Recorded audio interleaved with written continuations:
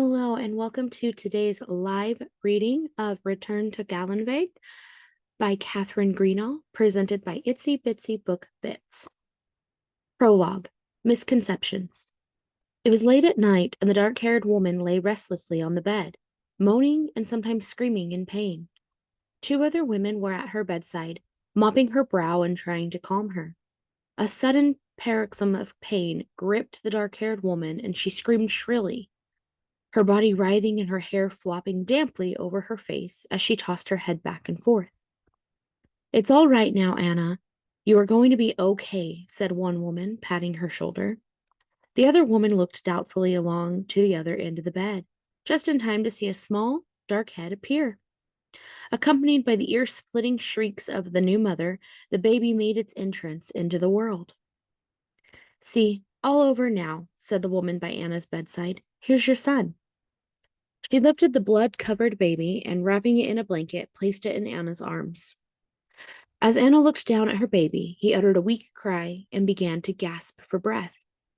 His little chest was heaving raggedly, and he seemed to be in distress. An angry red rash was visible on his body. "Hello, baby," said Anna, holding him close to her chest.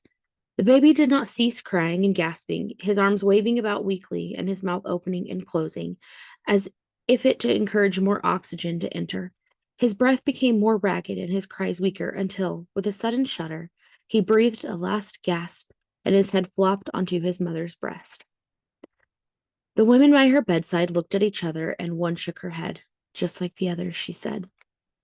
The man who had been standing in the shadows flung open the door and went out, slamming it behind him.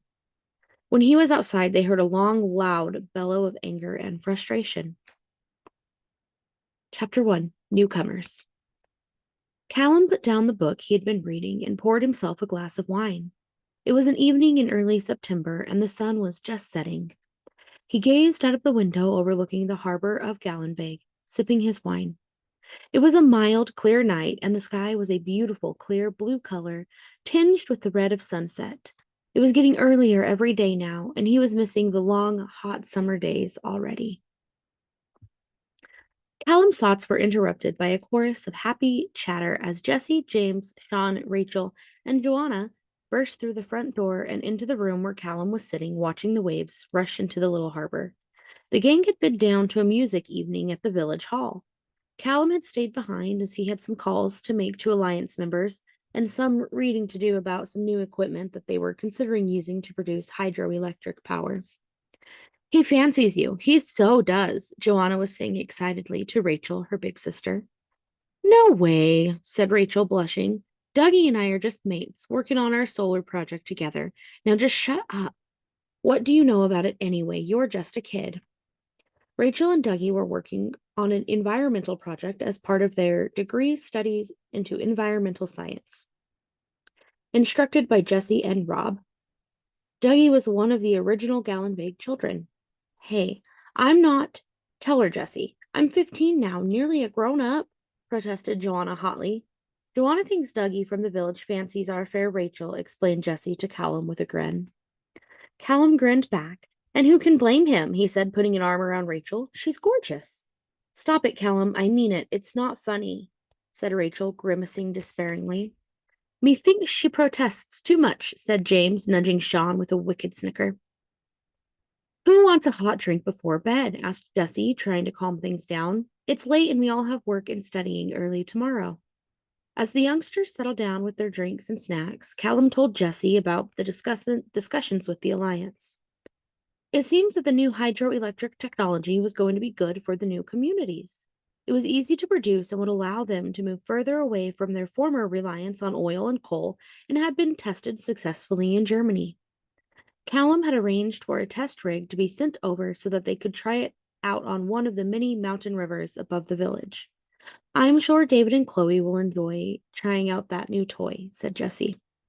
David and Chloe had first met whilst on forced labor teams for the Genies in Edinburgh, and had since been leading the installation of alternative energy and clean water supplies all around the area.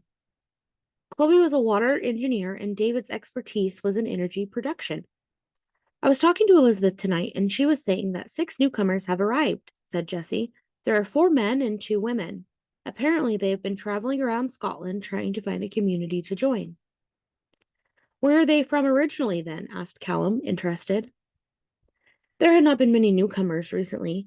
Populations were settling down into stable, self sufficient local communities, and there was not too much movement between them. There had already been too much upheaval and death in the past few years, and people were mostly just grateful for a chance to live quietly for a while in their new communities, rebuilding their lives. Elizabeth didn't say. I think they only just arrived last night, and she sent them off this morning with James Cameron to be allocated somewhere to stay. They stayed at the hotel last night. Oh, well, I guess I'll meet them soon enough, said Callum. I need to brief the UK Alliance tomorrow about the new hydroelectric equipment. Offer them a chance to come up here and see it in action. I have an online conference with them at 10 a.m. The various small communities that had gathered together since the GM sickness had decimated the population had each nominated a leader to represent them and work with Callum to address matters affecting the UK and other parts of the world. What are you up to tomorrow? He asked, filling Jessie's wine glass as the teenagers said goodnight and departed noisily to their rooms. Well, Hannah, Chloe, and I are taking the monthly water and soil samples to the lab for tests for GM pollution, but it's been clear for so long and we don't expect any problems. Then I need to check on progress at the weaving shed. They are testing out a new color dye formula that we made up yesterday. Later on, I need to see my environmental class at the center to review their project work and give them today's lecture and homework. Rob is covering the morning lectures. Sounds like a busy day, said Callum. Will you have time to stroll down to the Harbor Inn for a drink after work? I think I might arrange it, said Jessie, smiling up at him, but only if you make your special pasta afterwards. It's a deal, said Callum, giving her a quick hug. Hope the kids can stand it. You know they always give me a hard time over my limited range of recipes. They're kidding you, you big softy, said Jessie, laughing. You're so easy to wind up when anyone criticizes your cooking. I'm a sensitive soul, you know, said Callum with mockful bashfulness. Yeah, right, said Jessie, grinning at him. Callum put on some music, playing softly so as not to wake the youngsters, and they read their books for a while in quiet companionship, sharing the rest of the wine. Since getting together 2 years ago, they had fallen easily into a familiar relationship with few arguments and lots of laughter. They got along very well and had so much in common, they hardly argued, and if they did, it was soon made up. They both loved the 4 kids, who were devoted to both of them in return, as the only parent figures they had in their lives, although the older 3 were more or less adults themselves now. Jessie smiled to herself as she read her book. These past 2 years they had together in this beautiful place with such good friends really had been idyllic. She felt totally happy for the first time in years. Callum put his coffee cup down as the kids thundered noisily downstairs. Come on, you lot, he said. Hurry up and get your breakfast. You don't want to make Rob mad at you for being late to your lectures, do you? He said, looking at Rachel. And I think Dougie might miss you if you're not there at 9, he added mischievously. Callum, she wailed, blushing. I already told you we are just friends. Rachel's got a boyfriend. Rachel's got a boyfriend, chanted Joanna, and James and Sean joined in, grinning. Hey, leave her alone now, said Jessie, smiling. Come on, Sean. You need to be at the farm by 9, too. Douglas will wonder where you are. Sean was studying agriculture at the farm with Douglas and Annie McDoon.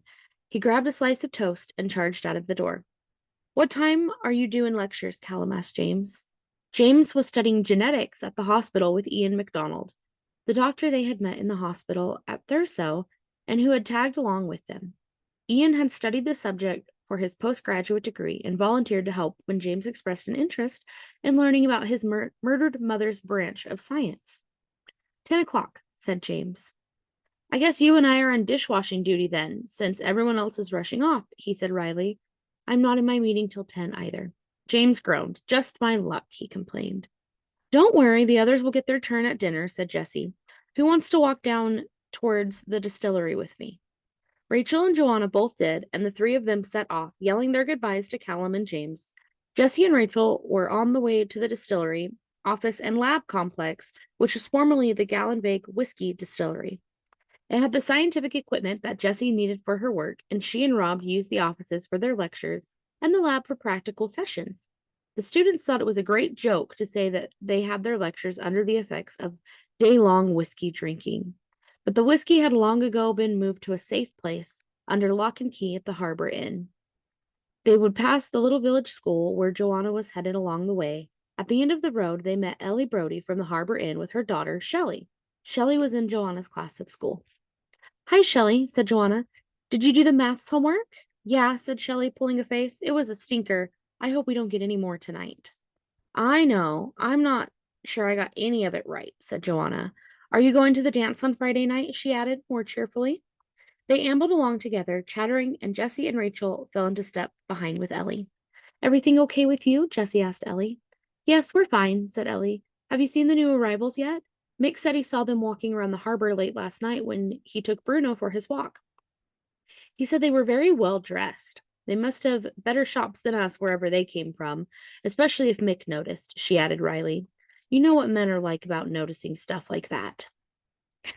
Tell me about it, said Jessie, smiling. Callum never notices when I wear something new. I think he would wear the same clothes forever. Doesn't even notice it when holes develop. Good job. They have us to remind them to get more clothes, or they would end up walking around in rags. The women laughed and walked along talking until they reached the village school gates, where Lauren Mackenzie was standing waiting for the children. Good morning, Miss Mackenzie, chanted Joanna and Shelley in the perfect unison born of regular habit. Hello, girls, said Lauren. Off to the classroom with you now. We have a lot to do today. Jessie, Rachel, and Ellie called goodbye to the girls and stopped by the gates. How are you? Asked Ellie. I'm fine, said Lauren. Hey, I heard some new people arrived. 4 men and 2 women. Have you seen them yet? No, said Jessie. Not yet, said Ellie. But Mick has. He said they seemed well off, very well dressed. And are they young, old, or what? Asked Lauren. I'm not sure, said Ellie. You wouldn't have more than a professional interest in them, would you? Asked Jessie, grinning.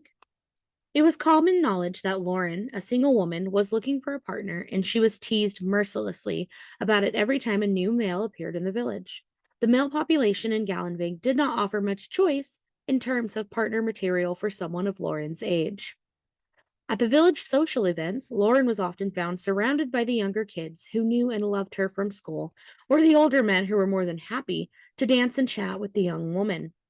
She loved her job, but she really missed male company of her own age. Everybody that was vaguely the right age was already attached.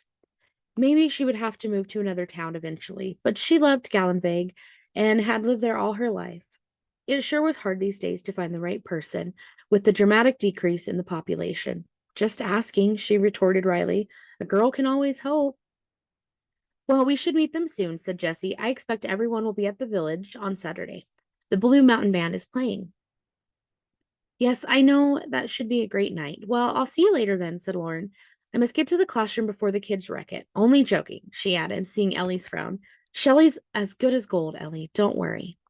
Jessie and Rachel left Ellie to walk back alone to the harbor and carried on to the distillery. The distillery had been in Gallanvaig for over 100 years and had been famous for the quality of malt whiskey.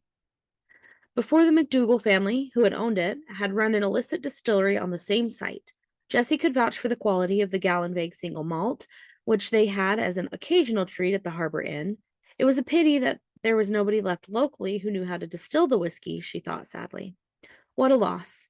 But the stores of whiskey in the area were still healthy, and there was always more in the largely deserted towns. There were even a few distilleries in the highlands that were back in production using local expertise. They reached the distillery buildings, and Rachel hurried off for her lecture with Rob. Jessie went to the lab where Hannah and Chloe were already selecting and packing the required water testing equipment and sterilized sample bottles. Morning, said Jessie brightly. Are we all set? I think so, said Chloe. I just need to get our waterproofs. Those clouds look a bit threatening. They loaded up Chloe's truck with the equipment and threw their warm clothes in the back and started out towards the first sampling site, where the mountain stream flowed into and through the village and from there to the sea. The sun was catching on the purple heather covering the hills, and the river rushed down the mountainside to crash at the bottom into a whirling, misty cloud above the riverbed as they unpacked their equipment and started work taking samples of the river and seawater. Callum closed the door after James had departed for his 10 o'clock lecture and, taking his coffee cup, went into the room he used as an office. The computer was already switched on and logged into the online video conference system. He was looking forward to catching up with the others from around the UK. He'd built up a good friendship with them and had met them on all occasional trips around the countryside whenever there were equipment for supplies to distribute or a face to face meeting that just had to be held. Otherwise, video conferencing was very useful, saving time as well as precious fuel resources. The screen flickered into life as first one, then another thumbnail images came to life, with a regional representative visible in each. Callum saw the smiling face of Brian Campbell, the Scottish representative. He knew Brian very well, being one of the nearest representatives to Gallanvaig. He had often visited Callum and vice versa. There, too, were Marcia Williams from Wales and Stuart Quirk in the Northwest. Soon, the remaining representatives were at their screens and Callum started the meeting. Welcome, everyone, he said. I wanted to update you on the latest from the Alliance and tell you about some new equipment that we are trialing. Dieter in Germany says they have been testing some hydroelectric equipment, and the test results are very promising. It seems more suitable for the high mountain sites that we have here in Scotland and possibly the bigger rivers in the lowland sites. Dieter has arranged to send over a test rig, and we will be running tests locally here for a few months. You are all more than welcome to visit and observe. Brian agreed straight away, and a few of the others also wanted to see the new equipment. Callum went on to update them on other matters from his meeting with the Alliance. A few countries are experiencing more movement and incomers than over the past 2 years. We think maybe this is a healthy sign that things are getting back to something approaching normalcy. People are assuming a more mobile lifestyle, following the work that they wish to undertake and moving to the areas they wish to live in. Here in Gallanvaig, we have just had 6 newcomers arrive yesterday, and we welcome their anticipated contribution to our community. We are not so sure about the welcome of our new arrivals, said Dennis James from the Northeast region. They have been a bit disruptive, undermining, and criticizing what we are doing and the way in which we are organizing ourselves. They seem to think we have taken steps backward from where civilization was before the gene sickness.